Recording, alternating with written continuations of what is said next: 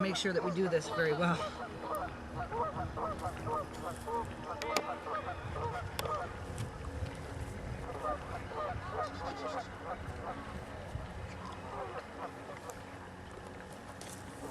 Any rocks that are just loose.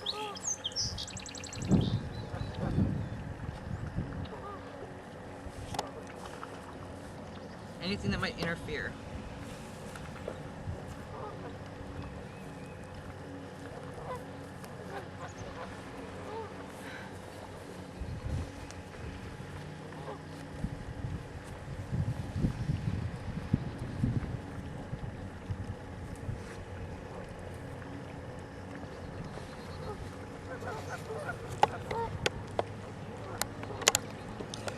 When you get done cleaning it, be very careful though and look at the track carefully. You know, get down low like this and look at the sides. Look around it in the center of it. Look around the track for anything that might appear to be a hair or anything like that. If you see something like that, grab a sterile tweezers.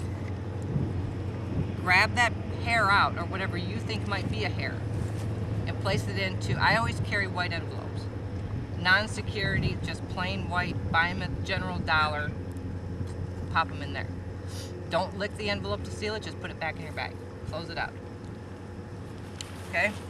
Anything that you think is evidence, biological evidence of this animal, preserve it. Okay. Now, we'll get on to the casting.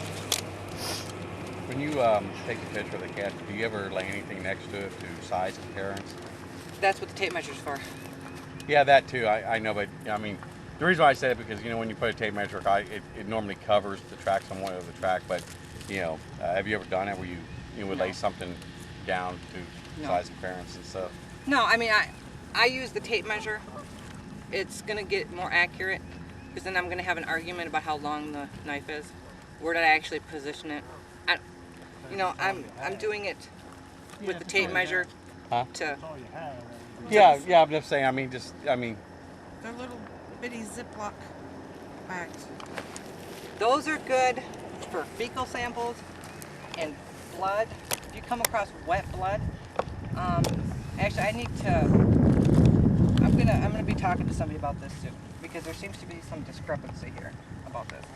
But please do not, I don't care what other people tell you, please do not put hair samples in a plastic bag because you will destroy them. Fecal samples I wouldn't have you put in a envelope. Please, yeah, if you're interested in fecal samples, go invest in some Ziploc bags. I'm not. That's not my thing. And I sure wouldn't put it in a paper sack. Okay.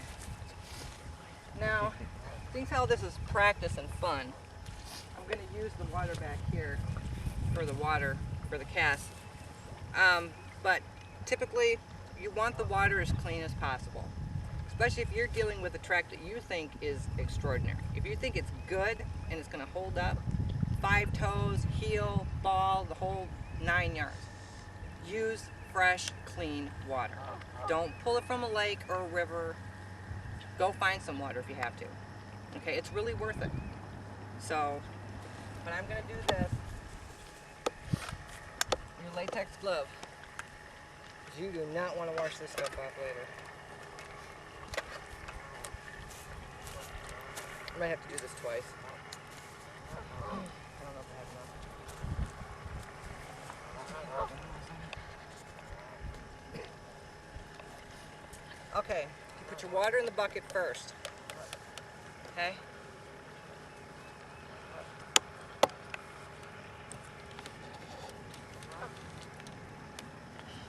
Then you take your casting agent, plaster of Paris, Hydrocal, Ultra-Cal or Ultraset or whatever. Most people use Hydrocal B11. I like Hydrocal too. But, and what is this? Is this plaster of Paris? Okay. Okay, you slowly add your casting agent to the water. You sprinkle it in. You allow the water to mix it in, to take it in. When doing that, you happens is that the water forces the air out of the casting agent. Air bubbles are not your friend. Plaster of Paris and all the different casting agents are made of something called pumice. Pumice is filled with air. It floats. In fact, if you come down here and look, you can see that it's actually still floating on the top of the water. So you have to let the water soak in the plaster of Paris. The mix for plaster of Paris is 2 to 1. 2 cups of water to 1 cup plaster of Paris. Hydrocal is actually by weight. If you want to use plaster of Paris, that's fine. Be prepared to seal it after you're done. Plaster of Paris will break quickly. What would you recommend to seal it? You can get a clear sealant at any pottery store or hardware store. It's like brush on, and I think now they even have some that spray on. Now, I'm not doing this by measure, only because I've done this for so long. But why don't some of you come down here and take a look at this, though? Because I want you to see this part. If you don't have measuring equipment on you, this is the best way to tell that your plaster of Paris is about to be ready. And this is something you have to see. That is neat. Well, yeah. It is really cool. Okay, let's move and let somebody else in. Stick around, Linda. Okay. It's not done. I want you to see what when you finally stop putting it in, what it looks like at the top. See how it's still taking it in pretty quickly? Put it around the edges where the center will stop taking it before the rest. See, when it goes down, what it's doing is displacing the water up. And this time,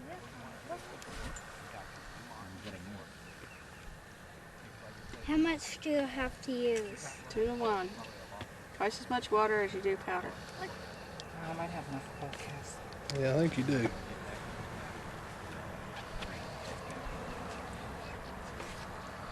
Now it's starting to slow down a little bit. Yeah. Okay, you see how it's like setting now? It's stopping. It's not taking it in as fast. That's your first clue that you are just about done. No, before 10 o'clock in the morning. If you want to go in the pool, I need to get. It's gonna be warm, right? You were in it? Okay, that's it. A little kid up there screaming. Okay, now you let the plaster of Paris be taken in completely. Kind of spread around with still not gray. You see the white it'll go from white to gray.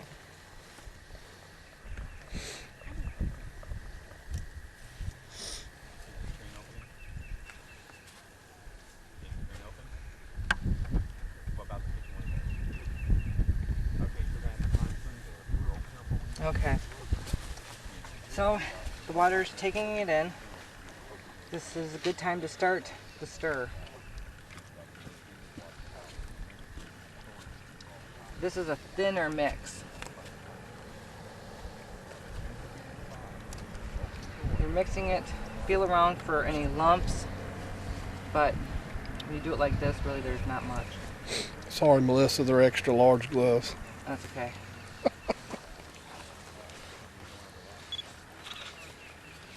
Yeah.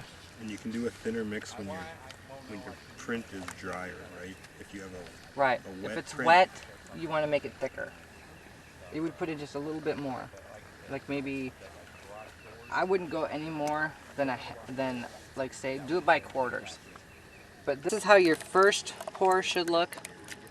See how it's kind of running? You see how it just kind of, but it still has, like it holds. You can mix it for a little bit and let it set till you get to about the consistency that you want.